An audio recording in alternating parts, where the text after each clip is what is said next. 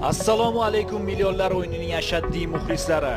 U17 Osiyo Kubogi bahslari ochilish o'yinida O'zbekiston terma jamoasi yoshlari ishtirok etadi. Amalga oshirib bermoqda. Zarba yo'llandi va gol! Hisob ochilyapti. Ajoyib start ikkinchi daqiqa.